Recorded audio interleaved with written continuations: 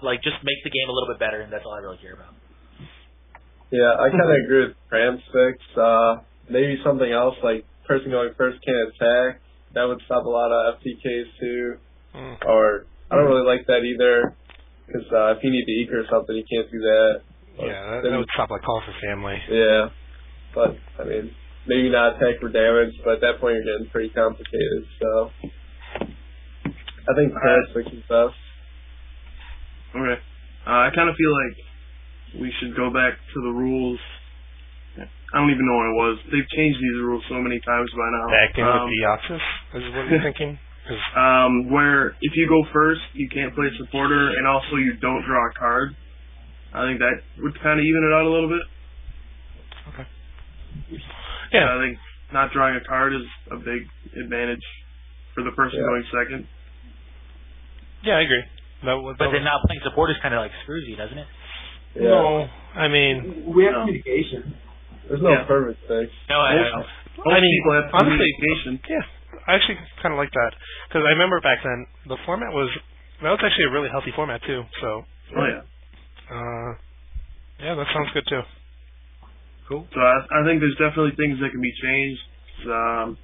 Obviously, most people aren't too happy about it right now. Yeah, like I said, I'm sure they have in-house playtesters, and if they don't, get some. I'm Shape up. But yeah, just bigger people. Like, there's got to be people that are on a payroll that just like are dedicated to this for like a solid month or whatever, however long it takes them to even the game out. Because it's really important for your organized play, you know. I don't know. All right. Next question. Let's move on. From Adam Garcia, why does Pram keep cutting his hair? Why? What do you mean? It's been... He's really self-conscious. Next. Can we get an official answer? Why did you shave your head in the first place? Oh, well, I was back in Georgia. I was asked to for U.S. Nats, and then here it is. That's it. That's it? Yeah. Adam Garcia's really cool, by the way. I mean, like, what was the time I cut my hair before that? August? August? The follow-up question, actually. The follow-up question is, why are you red, Brent? Yeah. Why am I red?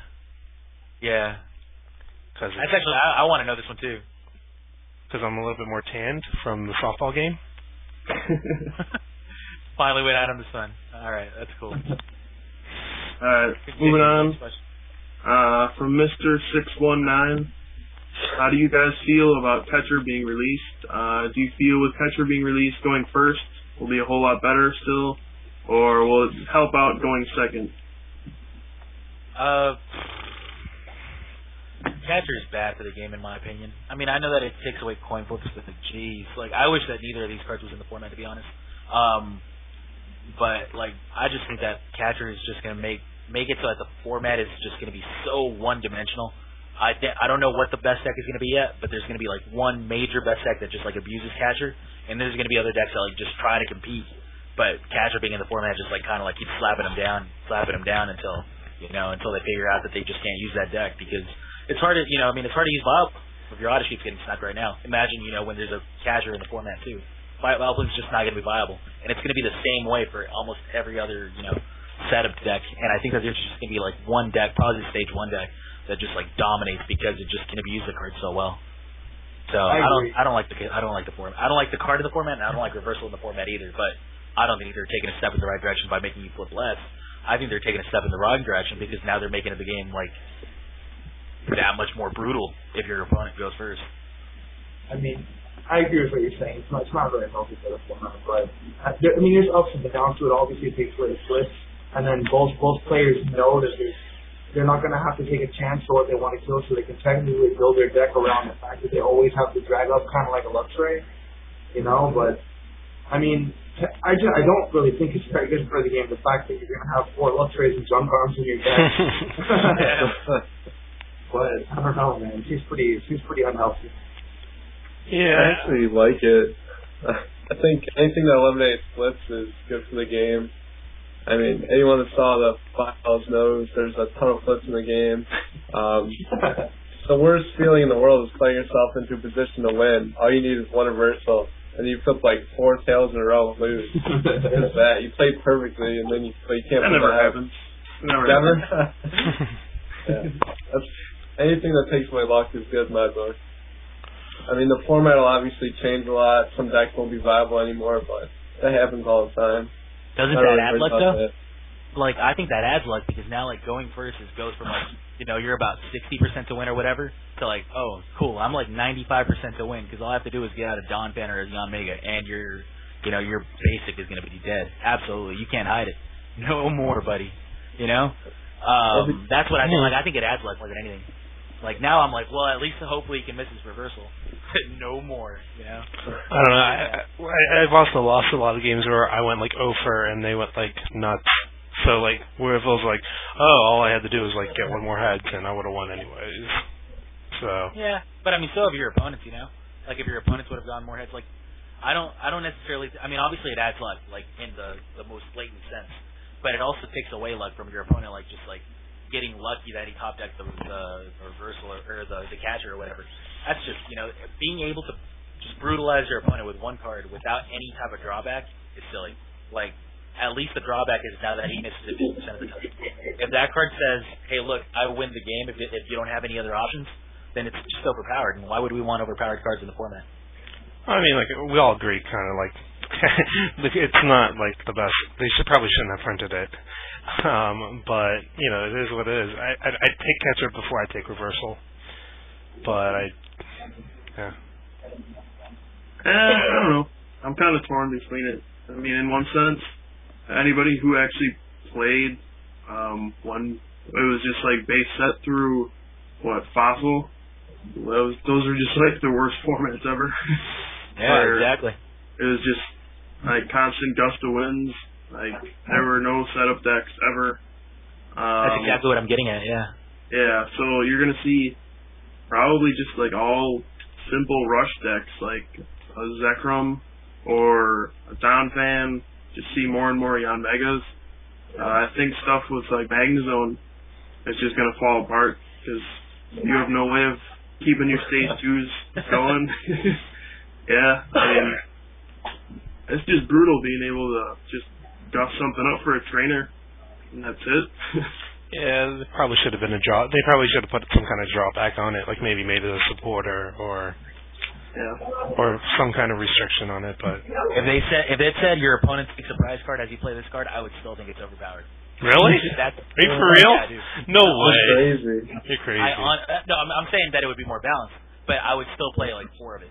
I think, or 2 of it. I would play 2 of it. Maybe they should have made it like not? POW, where Why you have to be like, losing the card to use still it. says, hey, look, your opponent stays even in prizes, but you get the better board advantage. That's still amazing. I think if it was more like POW hand extension, where it said like you have to be losing to use it would have been more balanced, or maybe some kind of it just needs something to keep it in check, and there isn't any. Absolutely. So. But like I said, like, and you would you not use the card if it said your opponent takes a prize card? I'd consider it. I wouldn't use it like I wouldn't use it like 4 of them. That's such a crazy drawback, and it's still like, well, I would still use the card. That's how stupid overpowered that card. I'd probably use it. Yeah. 2, maybe 3. That'd be stupid because you could have used that too. Yeah. So like, it's like Catcher twins. Yeah. Oh God. It's still a drawback. It's still a drawback. It's just not. Catcher, black belt. Boom. Tyro for knockout. Yep. Okay, if they took those cards out of the format, I would still use them. I mean, we had double gust for a modified format, and it's like the same thing as catcher. Back then it was. Yeah, I mean, back then you had like the legendary dogs to make it into Gust to win. So yeah, those formats were dominated by double gust too, though. I love those formats. Yeah, but we pretty much need a restriction on it, but there isn't any. So, what do you guys think about that other stage 2 coming out, the Goth Yell, whatever it is? It's like it's a one-way trainer lock, so your opponent's trainer lock, but you're not. What does it do exactly? It's not their trainers. It's like Free colorless for 30 plus 20 free sight attached to it, I think. So the attack's not very strong, but the advantage you get is you get to play catcher and they don't. What about HP and retreat? 130 and I don't know the age. it's like 2 or 3 probably. Yeah. It's good. It's really good. It should be good. Yeah, being able to stop your opponent's catchers is ridiculous. Catchers, candies, comms, everything. Yeah. But isn't there going to be like a Aerodactyl coming out? Well, not enough yet. Yeah, sorta. Okay, well, I mean, that card will probably like keep that other card in check. I mean, it's going to be a stupid rotation thing, but okay. Now we're getting way too far ahead. Yeah, that card's By the way, stock up on Sharpedos. Yes. Just a little hint. Just a little hint. Time. I'm just throwing out a little teaser. Stock up on Sharpedos. Alright, so let's keep moving here. What do you to the think, next Kyle? question. What do you think about that card? I'm torn on it because I don't know if it'll be strong enough to actually have a deck built around it. Just doing Stop being 50, politically correct. Like, what about a 70 101 damage? Let me It has talk, to be please, active. sir. Don't let us talk, Trim. For Just do like what 50 or 70 damage. That's pretty weak for a stage 2. Like I don't even know if you could. with it. You have to. It has to be active. Yeah, it has to be active. Oh, it has to be active? Yeah. I didn't know that. I'm sorry. No, the card's out. God. So yeah, that's just the obvious drawback. I mean, you can power it up pretty quickly with Jirachi and Shaman, but I don't know. I mean, you Card sucks. might not even be able to beat like Beyond Mega still. So Yeah. we'll have to see. But that's in the future. So next question we have from Lucas Gint yet again. How are you guys feeling about the online TCG right now? Especially because there's going to be a dry spot between Worlds and Battle Roads. And yeah, I think that's it. Have they announced when it's going to be out of beta? I don't believe so. Still excited. Whenever it comes out, I'm sure I'll be playing it like nonstop. But it can only be good for the game, like we've said every week. You know, it's going to be a great program as long as they don't screw up, which I don't think they will. There's also another thing here that he linked to. It's let's see, it's a City Championship League on the online trading card game. I guess. Cool. What? I think you play against computers and go through like a city championship stuff. Oh, is it like campaign mode? Yeah, it looks like it. Cool. Yeah, I heard they're like they might change the tournament format next year, so there's not that big lag between the events. So that would be good too. Like fall regionals too. That'd be sick, too. regionals. Mm-hmm.